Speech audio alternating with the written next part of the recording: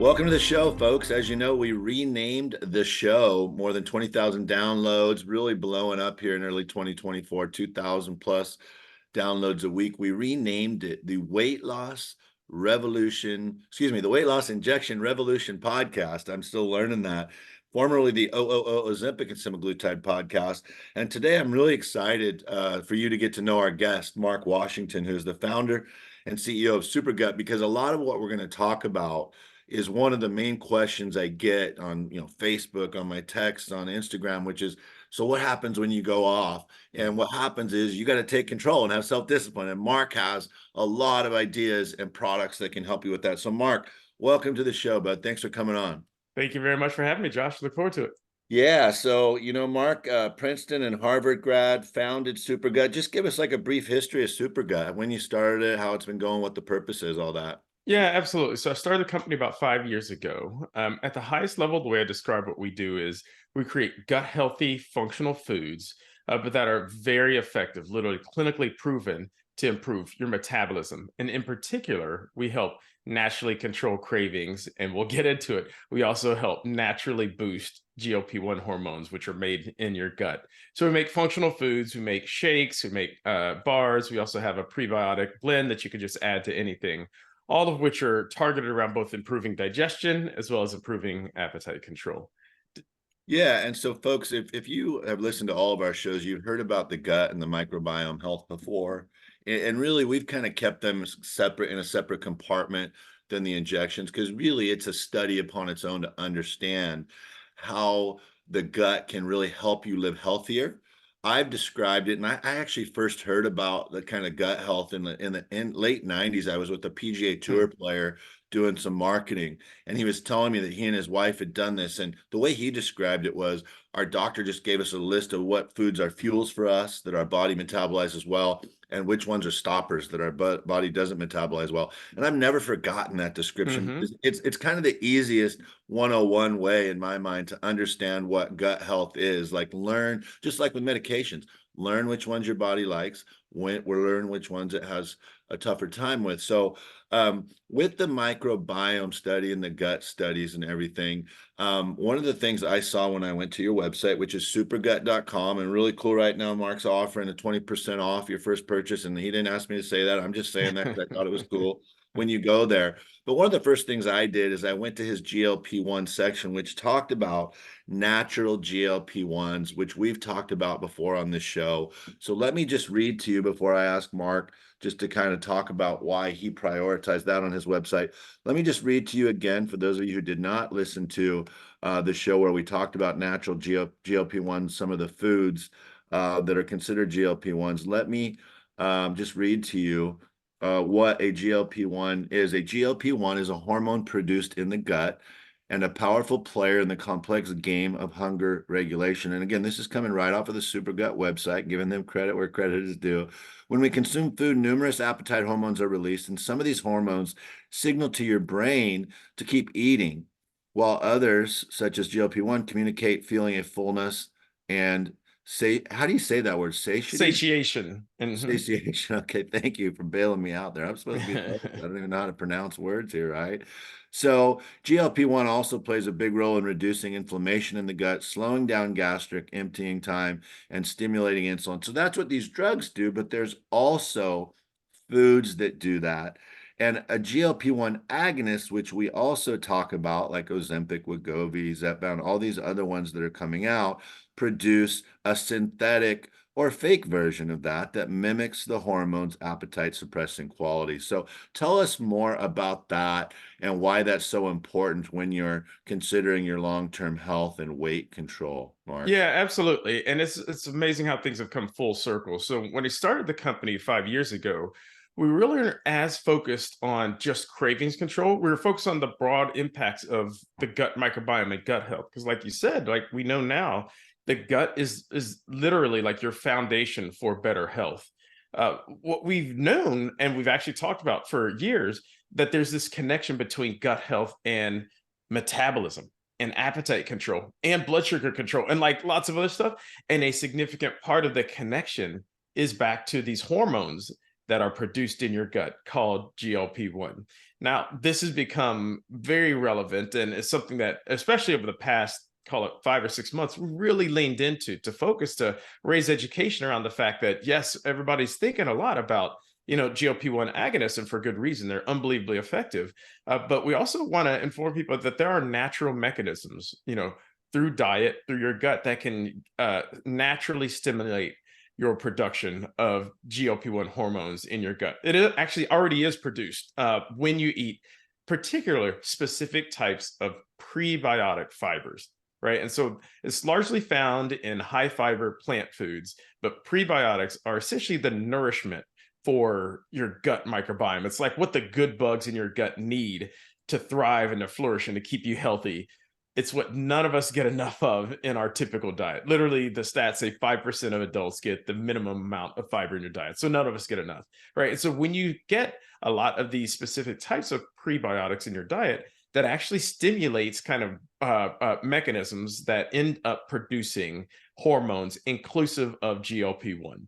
Now, it's not the same magnitude or last for the same length of time as what you would get from a GLP-1 agonist, right? This is not drugs. This is just natural mechanism, but it is the exact same mechanism that keeps your blood sugar stable, that keeps your appetite down, and helps you manage healthier weight.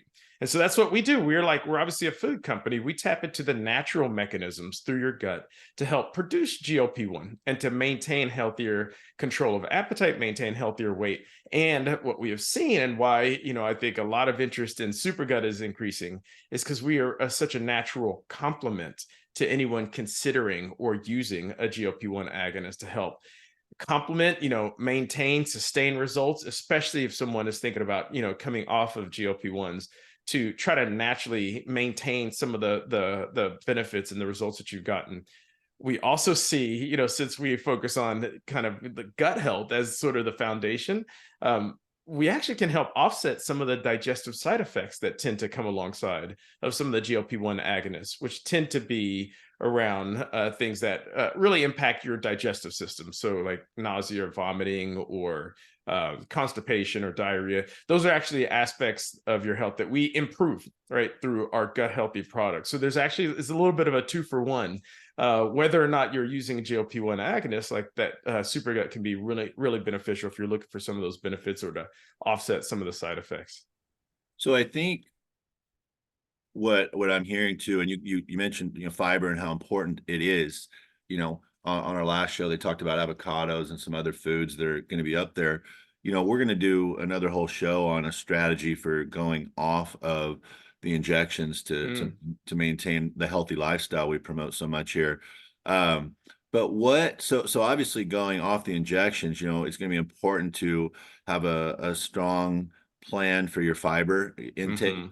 Which of course for a lot of people that means constipation issues might follow. So some of the products that you offer, do they help that balance? Because I know the first thing that some people that I'm close to would say, if I said, oh, we got to increase our fiber when we go off, they'd be like, oh man, constipation. So give us your thoughts on that, because I know that's pretty common. Yeah, absolutely. So there's a couple of different aspects of it. And so, yeah, I think it is really important to talk about fiber as a really critical aspect of a healthy lifestyle, especially for someone coming off of GLP-1s, particularly because, like I said, fiber is where you tend to find prebiotics, and that's the food for a healthy gut. And that helps keep you satisfied and helps, keep your cravings and appetite under control. Obviously, a part of a broad kind of healthy diet, inclusive of high protein, but also high fiber, low carbs as well. Now, when consuming more fiber, you do have to be cautious about it or be thoughtful. Not all fiber is created equal. Certain types are, easier to tolerate, than other types of fiber, which can cause, excessive bloating or can, plug you up or, get you going too fast. We actually been really thoughtful about that in terms of the specific types of the prebiotic fibers that we include in SuperGut have been shown clinically to be highly tolerable, even for those that suffer from digestive symptoms like IBS.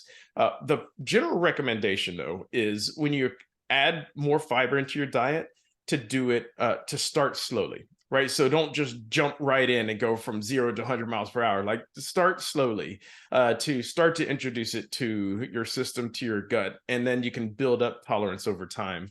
The other thing we always recommend is to increase your water uptake as well, right? Because that also can help with processing of the fiber, and to make sure that the system stays regular as you introduce more fiber into your diet. But yes, we do actually see that because our fibers are so tolerable and effective, we typically improve those digestive systems when people get started on SuperGut. And so they actually become more regular, or less, have less issues with diarrhea and things of that nature. We reduce bloating. And so we actually help bring your digestive system into better balance when you consume more products with our SuperGut prebiotics. Okay, so what I want to do now is ask you, um, this is great stuff. In fact, our next show, I'm just taking notes, our next show, and I'm going to reference Marc and SuperGut a lot on our next show, because we were planning on doing this 3 or 4 steps when you go off to think about as well. But what I wanted to ask, and I normally am not here to promote products or anything, but the first thing I would ask after we hit, stop on this recording is, hey, when I go off and I slowly enhance my protein intake, increase my water intake, I want to buy a product from your organization that's going to complement that and complement my desire to live a long-term healthy lifestyle where I'm, just not on injections, Hmm. but eating healthy and maintaining what I've learned when my brain was able to turn off my Yeah. hunger, which was Yeah. a smaller, healthy breakfast, Yeah. uh, a lunch with a lot of greens and some protein, and then at dinner, my philosophy has kind of been let the chips fall where they may, because I'm really not that hungry. You know what I mean? Because That's I'm really not that interesting. hungry most. Yeah. Yeah, yeah, absolutely. And that's great. And I think it's so smart of you to focus so much on the lifestyle aspects, right? Especially for anyone that might be considering coming off. I think, as you've probably looked into and discussed, right? A lot of folks, if you haven't changed some of the lifestyle habits, and coming off a GLP-1 agonist, then you're more likely than not to actually lose some of the, benefits and regain some of the weight. And so I think talking about lifestyle is so critical. And that's obviously a big part of where we play, was we focus, on the lifestyle, on the nutrition aspect, and getting the prebiotic fiber into your diet. In terms of our products, honestly, I hate to say it, but it kind of depends on you as an individual, which one is the best for you, because all of our SuperGut products are all based on that same foundation, that same core prebiotic fiber blend that we've actually patented, that we put into all of our products. So it's kind of like, the secret sauce that we put into our shakes, into our bars, and then we sell the blend on a standalone basis. So if you're someone who's really looking to maintain as much of the appetite control aspect and looking for full meal, nutrient dense, then I would say that our shakes is probably the best option for you, especially if you're someone who likes shakes, because our shake is essentially a full meal replacement, because it has a healthy amount of protein, but it's got a really significant amount of this prebiotic fiber, and you literally aren't hungry after you consume one of the shakes, which is why most people use it as a meal replacement. If you're more just looking for a complement, right, you feel like you've got the meals down pat, but you just want to avoid snacking, right? If that is your Achilles heel, then we typically would recommend our bars, right? So it's the same concept as a shake. It's got a healthy amount of protein, but a really significant dosage of these prebiotic fibers. And they are very, very good at both keeping you regular and keeping you full, especially relative to most snacks that you would have. If you want to have the most versatility, right? If you want to say, you know what, I've got this under control. I like to mix things up. I don't want to have a shake all the time, or Yeah, even bars all the time. same way. I want to mix it up. Then we would probably point you in the direction of our prebiotic fiber mix. And that is the versatile product. So it's unflavored, unsweetened. You could just add it to anything, just whatever you can fit into like your consistent daily routine. We typically recommend people have 2 or 3 of them a day. A lot of folks will mix it into their morning coffee, because it's already a habit, and you can barely notice it's in there. Just, whisk it or stir it in. You can Yeah. add it to a smoothie. You can add it to oatmeal, yogurt, what have you. And so again, it kind of depends on what you as an individual, like, so your goals and your routine. But the main overarching theme is to get more fiber, ideally prebiotic fiber, into your diet. And we try to provide different ways for you to do that. It's SuperGut. That's awesome stuff. So I'm really excited about What you described is how I usually approach things too. I spend a lot of time in my truck, um, Hmm. going to the lake and stuff, but also just for work. And so I keep usually 4 shakes, like either in my office at work Hmm. and 2 in my car and maybe 2 at home. But I haven't done a ton of bars, but for snacking, I usually keep some almonds or some pistachios or Those are something in good my snacks. car. Those are good Yeah. snacks.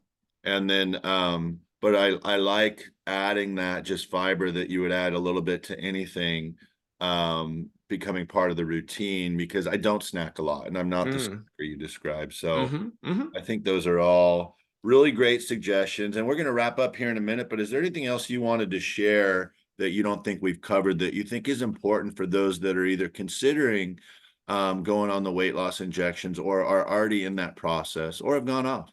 Yeah, no, to me, I think we've hit the most part. It's just the fact that this aspect of having a healthy gut is critical for all of us. It's literally regardless of where you are in your health journey. Like now we know that the science has shown, and that's one of the things that I'm really fortunate of this whole emphasis, what I like to call the Ozempic era, right? This Yeah. enlightening, right? Where people are thinking more about appetite control, thinking about GLP-1s, et cetera.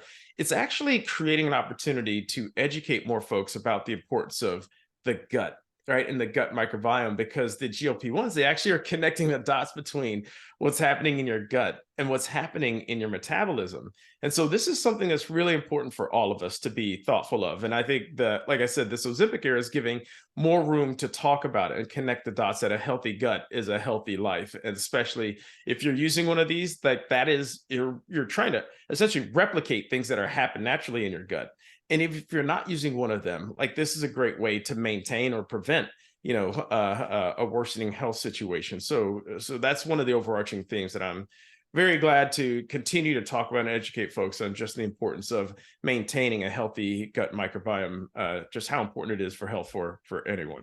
All right. And so we usually wrap up with just asking our guests if you can share one of your favorite go-to meals. It's kind of 300 calories or less that you could share with our audience. I hate to be a product shiller, but I'll tell you the most often 300-calorie meal for me is one of our shakes. I have one just about every day. And although it's only about 200 calories on its own, I like to mix it up. And so I add nuts a lot of times because I want it to fill me up, right? And to not be Yeah. hungry. So I'll add almonds or some peanut butter powder and maybe some Cool. some greens and stuff to that as well. It gets to close to 300 calories. That's a daily go-to for me. Awesome stuff. Well, our guest, folks, has been Marc Washington, founder and CEO of SuperGut. You can find them at supergut.com. There's right now a 20% off for purchases. He gave you some suggestions on how it can complement your weight loss injection journey by making sure you're not just having a significant intake of fiber. And remember, 95% of Americans aren't consuming enough fiber. But he also shared several examples of the right type of fiber, the prebiotic fiber. And Marc, thanks so much for joining the show. Thanks so much for having me, Josh. Enjoyed it.